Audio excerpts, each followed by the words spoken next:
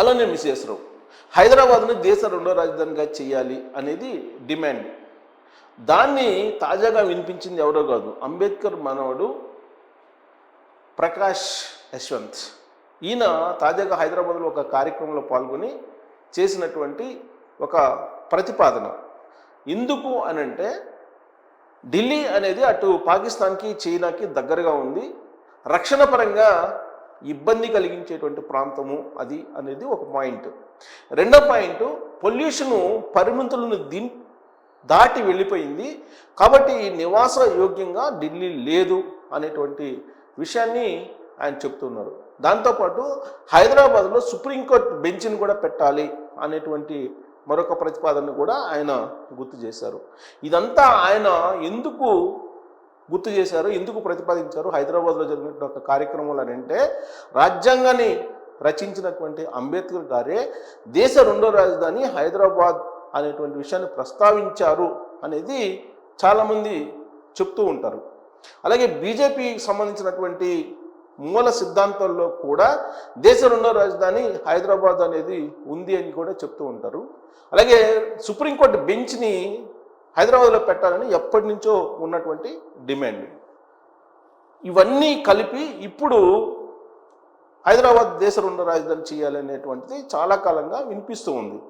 పైగా దేశ రెండో రాజధాని అనగానే తమ రాష్ట్రంలో పెట్టాలని చెప్పేసి కర్ణాటక ఒక తీర్మానం చేసి పంపించింది, బెంగళూరులో దేశ రెండో రాజధాని పెట్టాలి అనేది. అలాగే తమిళనాడు రాష్ట్ర ప్రభుత్వం ఒక తీర్మానం చేసి పంపించింది, చెన్నైలో దేశ రెండో రాజధాని పెట్టాలి, దేశ రెండో రాజధానిగా గుర్తించాలి అని చెప్పేసి. అలాగే ఇప్పుడు తాజాగా ఆంధ్రప్రదేశ్ కూడా, విడిపోయిన ఆంధ్రప్రదేశ్ కూడా దేశ రెండో రాజధానిగా అమరావతిని చేస్తే బాగుంటుంది అనేటువంటి ఒక ప్రతిపాదన కూడా తీసుకెళ్లేటువంటి ప్రయత్నం చేస్తోంది. తెలంగాణ ప్రభుత్వం కూడా, తెలంగాణ రాష్ట్ర ప్రభుత్వం కూడా దేశ రెండో రాజధానిగా హైదరాబాద్ని గుర్తించాలి, హైదరాబాద్ని దేశ రెండో రాజధాని చేయాలని చెప్పి అప్పట్లోనే కేసీఆర్ గారు ప్రస్తావించారు కూడా.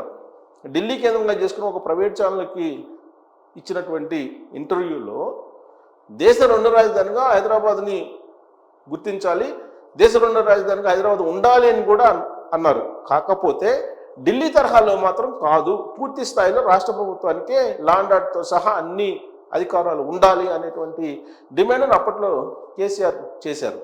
అయితే ఇది ఎప్పటికప్పుడు చర్చలకే పరిమితం అవుతుంది, కార్యరూపంలోకి అయితే రావటం లేదు. కానీ ఇప్పుడు ఢిల్లీలో నెలకొన్నటువంటి పరిస్థితుల దృష్ట్యా దేశ రెండో రాజధాని ఖచ్చితంగా హైదరాబాదా, లేకపోతే అమరావతి, లేకపోతే చెన్నై, లేకపోతే బెంగళూరు అనేది నిర్ధారించాల్సిన పరిస్థితి. దానికి కారణాలు లేకపోలేదు. సౌత్ నార్త్ అనేటువంటి దానికి బీజం పడుతుంది. సౌత్ నార్త్ అనేటువంటి ఒక ప్రాంతీయమైన పరమైనటువంటి డిమాండ్కి స్టాలిన్ తాజాగా స్ట్రాంగ్ బీజం వేస్తూ ఉన్నారు. దానికి కొత్తగా పార్టీ పెట్టినటువంటి విజయ్ నీళ్లు పోస్తూ ఉన్నారు. సో ఈ సెంటిమెంటు, ప్రాంతీయవాదం అనేటువంటి సెంటిమెంట్ ఎలా ఉంటుందో తెలుగు ప్రజలకు తెలుసు. తెలంగాణ అనేటువంటి సెంటిమెంటు, ప్రత్యేక వాదాన్ని కేసీఆర్ తీసుకొచ్చి ఆయన 10 ఏళ్ల పాటు తెలంగాణ రాష్ట్రానికి సీఎంగా ఉండగలిగారు.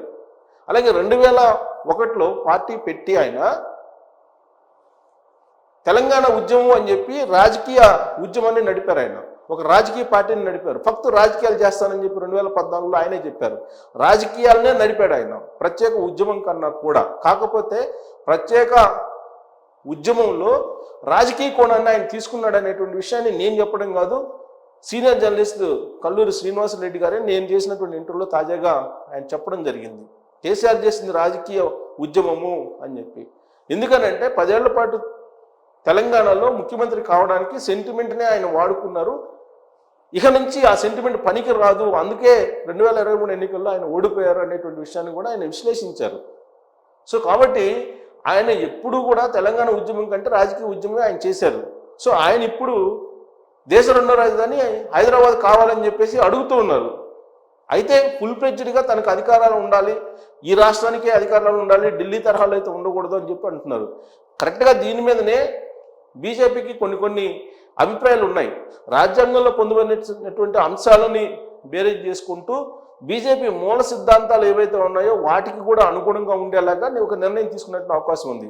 సౌత్ నార్త్ అనేటువంటి ఉత్తర భారతదేశం, దక్షిణ భారతదేశం అనేటువంటి ఒక ఫీలింగు చాలా కాలం నుంచి ఉంది. కాకపోతే ఇప్పుడు దాన్ని మరింత ఫ్లేవర్ చేస్తూ ఉన్నారు. ఉత్తర భారతదేశానికి రెవెన్యూలో ఎక్కువ భాగం పోతుంది.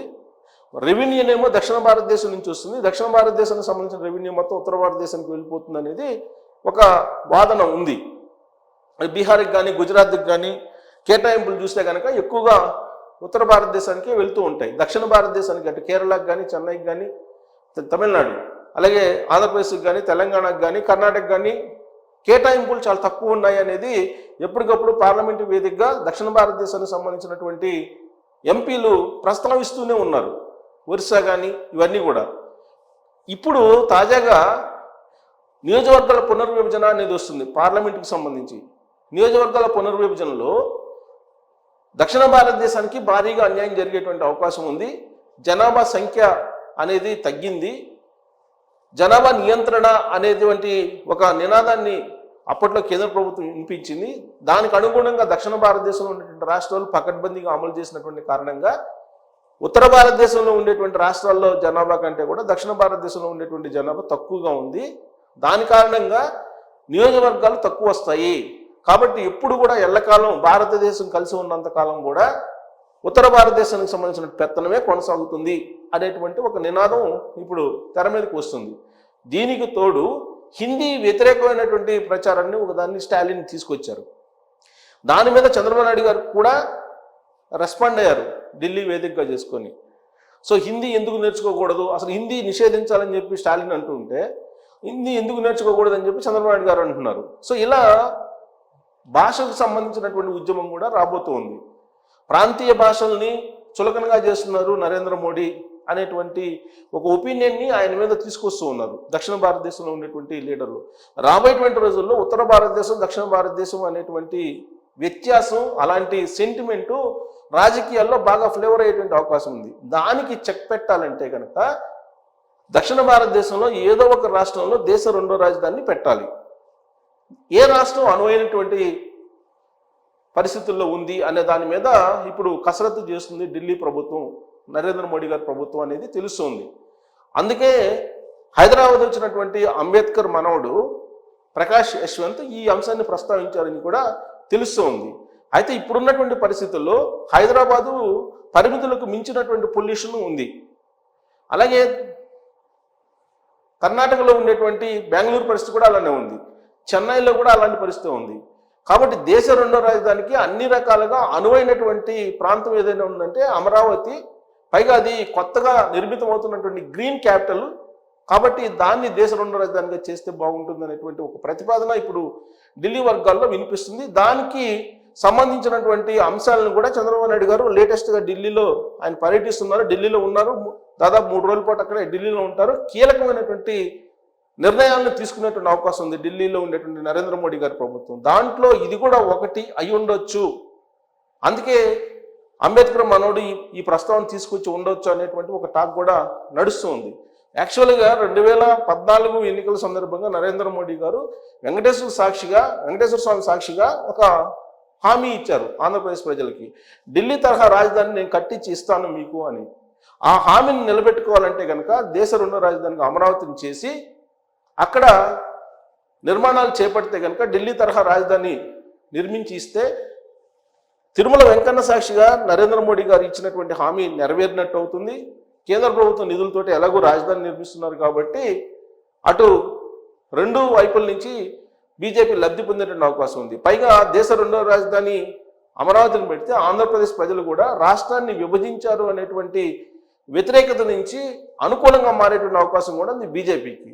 సో కాబట్టి అన్ని కోణాల నుంచి ఆలోచించి అమరావతి రాజకీయంగా కానీ ఇటు దక్షిణ భారతదేశంలో సెంట్రల్ ప్లేస్గా ఉండటం కానీ లేదా గ్రీన్ఫీల్డ్ రాజధానిగా ఏర్పాటు చేసుకోవడానికి కానీ అనుకూలంగా ఉంది అని చెప్పి బీజేపీ భావిస్తున్నటువంటి ప్రస్తుతంలో హైదరాబాద్ను దేశ రెండో రాజధానిగా చేయాలనే ఇంకో డిమాండ్ కూడా ఇప్పుడు ఆల్రెడీ ఎప్పటి నుంచో ఉంది అది.